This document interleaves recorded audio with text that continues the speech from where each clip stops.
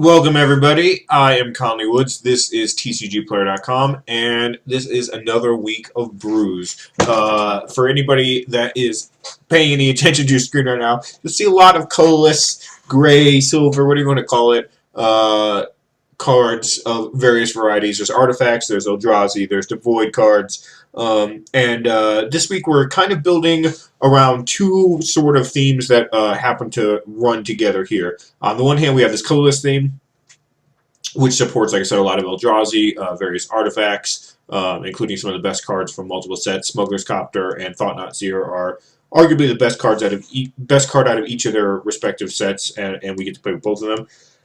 But then we also have a theme of a bit of haste slash surprise damage. So just if you look at our deck really quickly, you have 4 Bomat Couriers. I prefer to call him Bromat Courier, so you're going to hear me say that many times today because he's your bro, so he's your Bromat Courier. But 4 of those, which is, minor amounts of haste, but it is still haste damage. 4 copies of Eldrazi Obligator, which is a 3/1 haste on its own, which is fine, but then also can steal large things. In this particular format, I think that ability has some real value if you can get to 5 mana, and it also gives you a swing card that lets you be a 3-drop or 5-drop, which are 2 of your important kind of keynote mana costs. 4 of those. 4 Fleetwheel Cruisers, although we do have the 4th copy in the board over here. The main reason for that is just too many vehicles in your main deck can kind of clog it down. We have 25 creatures, but this requires crew 2, so we have to tap. We can't tap a Bromat Courier for it. We have to tap a Matter Reshaper or a Scrounger or something like that. So I went ahead and played 3 of it. It could be correct to play the 4th. The 4th definitely comes in against all the control decks and whatnot, but we're playing 4 between main and side. And then 4 copies of Reality Smasher. So right there, that is 16 creatures with haste, which is for a deck without burn, if you will, and most of the red decks that are playing burn don't really go to your face. But a deck without burn, that is a lot of reach that you have to worry about coming out of nowhere. In addition to all that, we have some other tricks that turn into damage. We can Spatial Contortion, either Thought Not Seer or Reality Smasher for a bunch of extra damage, 3 extra damage, not a bunch of extra damage, but 3 extra damage. We also have 2 Key to the Cities in here that provide a bunch of damage out of nowhere, and then also draw you cards against control, which is nice.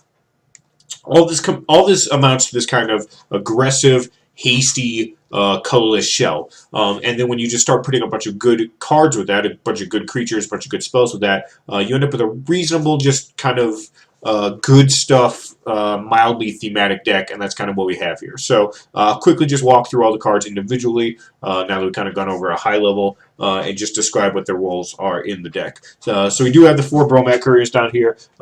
We have the ability to activate it. We'll get to our mana base later, but we can activate it reasonably successfully. But even if we don't activate this, it's still fine just getting in some damage. It taps to crew up a Smuggler's Copter, so you jump your bro into the copter and take off, and that's totally fine. And the ability to draw a couple of cards in the mid to late game is very relevant. We are an aggro deck, and we are skimping on lands a little bit. We have 22, and so being able to filter via copter and Bromat Courier is pretty important.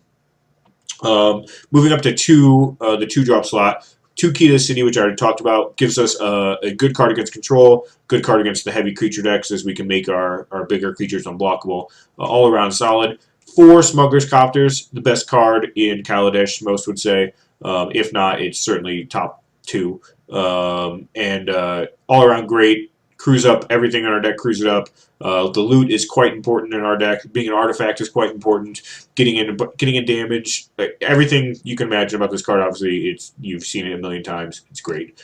4 Scrap Heap Scrounger, another great card out of Kaladesh, and that's seeing a lot of play. Another 3 power creature for 2 mana. We can use its return ability via Aether Hubs or Unknown Shores or Crumbling Vestige, so it is certainly relevant in this deck, and it will come back. One of my favorite things to do with this is to return it and then instantly crew up a copter with it. So keep that in mind. Again, just all around great creature, not really much to say here. 4 Spatial Contortions. A lot of decks you're going to see playing... is it Harness Lightning? No, it's not Harness Lightning. It is... maybe it is Harness Lightning. I'm going to type this just so I don't Harness Lightning probably no, it's not Harness Lightning. Whatever the energy. Oh, I know what I can do. Actually, it might be Harness Lightning because I had colorless filter on. Show me red cards. It is Harness Lightning. All right. I don't know why that was basically a lot of decks will play Harness Lightning for obvious reasons.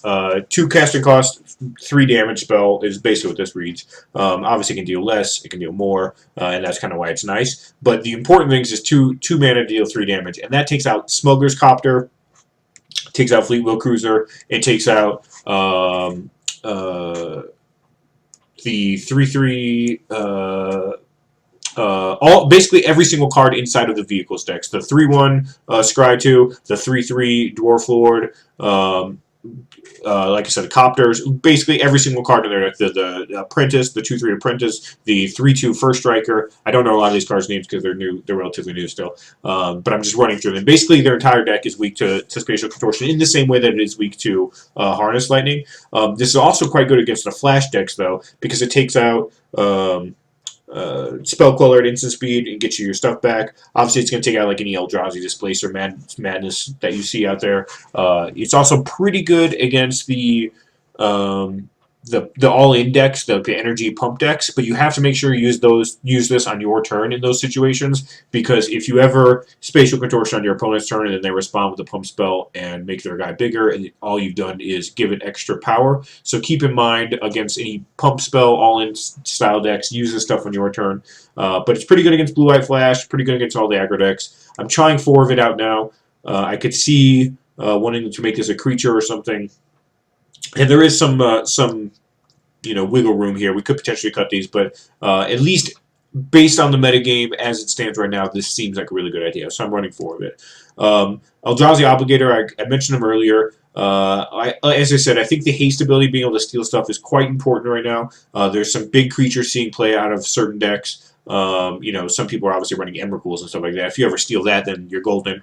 But if you just take medium to large creatures on your opponent's side of the board that are sitting back to block, you just provide a bunch of haste damage out of nowhere. People are crewing up their vehicles and tapping multiple cards, so they're not ready to necessarily block to the same degree that they have been in previous formats. So I think this is actually worthwhile running in the main deck. And like I said, just a 3 casting cost, 3/1 haste is not the end of the world. It is acceptable to play that, but really you're playing this because it swings back and forth. I have 1 copy of Pied Noir. I did this with a couple of legendary things. I think I have 1 copy of Inventor's Fair down here as well. And that's mostly because it's a little difficult to cast red in this deck. We have Aether Hubs, and we have 2 Unknown Shores and 4 Crumbling Vestige. But if we don't get access to red, we can obviously discard it to Courier. Well, I guess Courier means we have access to red, but we can discard it to Smoker's Copter. But even if you don't ever get red, you don't get a Copter, it's not the end of the world. You only have 1 real true red card in your deck that can never get stuck in your hand. But I thought the upside was enough worthwhile. It's a really solid 3-drop with a bunch of synergistic abilities in this deck.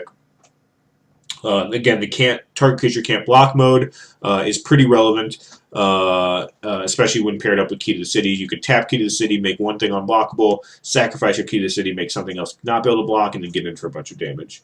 4 Matter Reshapers, kind of the Eldrazi standby, works really well. Another 3/2, gives you some card advantage, all around solid. 4 Thought Knot Seers, you know him, you've seen him, you love him. He's got a big eye. 3 Fleetwheel Cruisers. I mentioned this one before that I think 8 vehicles is a little too much for this deck because most of your creatures would prefer to be attacking. You're happy to tap a 3/2 or a Bromat Courier to a Smuggler's Copter, but for the most part, you really just want to be playing your Fleetwheel Cruiser and attacking and winning the game the turn you attack with it. If you have to crew it up in the future, it's not the end of the world, but I figured it was overall worse than Reality Smasher, so there's only 3 copies here.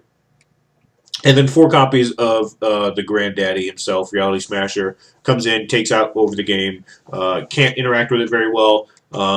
Obviously, it's 5 mana, and it's probably the most, it's certainly the most expensive thing in our deck, and probably the hardest thing to cast most of the time because we don't have the flexibility that Eldrazi Obligator offers while also being a 5-drop. But that said, Reality Smasher is just with so much upside and wins so many games. There are few cards that you can just win a game with on their own, and Reality Smasher certainly qualifies. The sideboard, all right, let me get the mana base, because the mana base is actually pretty complicated. I'll get to the sideboard in a second. So the mana base, we wanted to play as many colorless sources as possible, because we have a bunch of cards that care about colorless, obviously. But in addition to that, I wanted to make sure we could have some flexibility with our main deck and our sideboard. So in our main deck, we do have these 5 red cards. But you look at our sideboard, we actually have 0 red cards and 8 black cards. And the reason we're able to do that is because Aether Hub just is not a red producing land. It is colorless and a anything producing land. So it swings between Obligator and these activated abilities and these over here. So we don't really get hurt off Aether Hub. You could just only use it one time, which is fine. Corrupted Crossroads, again, casts Obligator, casts Transgress, casts Barrow of Silence. So it's not a red card, a red land, so to speak, as it is a devoid land, which is nice. Unknown Shores casts it all. It makes things a little more expensive, but I think that's fine. If you look at our costs that actually cost mana, colored mana, they're not actually too expensive. So you have this at a single red mana, this at colorless and a black. So again, this would cost 2, this would cost 3 now. This would cost 4, which is not the end of the world. And then if you do need to cast one of these, that's fine as well. I thought Unknown Shores would generally be better than something like, is it Training? Oh no, Holdout Sediment is what I'm thinking of, where you have to tap a creature. Just because we don't really have any creatures, we prefer to tap rather than attack with, because even our smallest creature here has an attack trigger. So I figured the Unknown Shores would be better, and we'll give it a shot. 4 Crumbling Vestige, very similar to Aether Hub in a one-shot mana production. Again, our deck is very, very light on mana, so it swings back and forth between red and black. Kind of gives us anything we want. And if we wanted to run something like Eldrazi Displacer on the sideboard, or Ruination Guide, for example, which I had in this deck at various points in time, we could easily do that because our mana base supports all those devoid cards just as easily as it does these current ones. We have 1 copy of Hanweir Battlements. I don't know if this is going to work out, but I just wanted to give it a shot. We can occasionally activate the haste on something like a Matter Reshaper or a Scrap Heap Scrounger or something and maybe take a game. It might just be bad. I don't know. We're going to give it a shot. It can't be that bad. It's just a land that taps for colorless mana. 1 Inventor's Fair. I would have more than this because its ability is quite relevant. Both to find Fleetwheel Cruiser in the late game or Key to the City. Both those cards are fine if you ever sacrifice this. But even just gaining a little bit of life against aggro is pretty nice. So I would run multiple copies of this, but because we have such a low land count, I don't want to ever run into issues with the legendary aspect of this. So drawing like a 4-land draw or a 3-land draw where you drew 2 Inventor's Fairs would just be devastating. So I just avoiding that by playing 1 copy of it. And its upsides are not like so great that we have to jam a bunch of it. So I feel pretty confident with there. 4 copies of Ruins of Owen Reef. One of the more beautiful synergies to us playing a colorless deck. This is great on everything from Bromat Courier, who gets in for 2 hasty, which is very, very relevant. Obviously, if you draw multiple copies of Ruins of Owen Reef, that's even better. You can't put counters on your Fleetwheel Cruiser or your... Oh, actually, can you put on?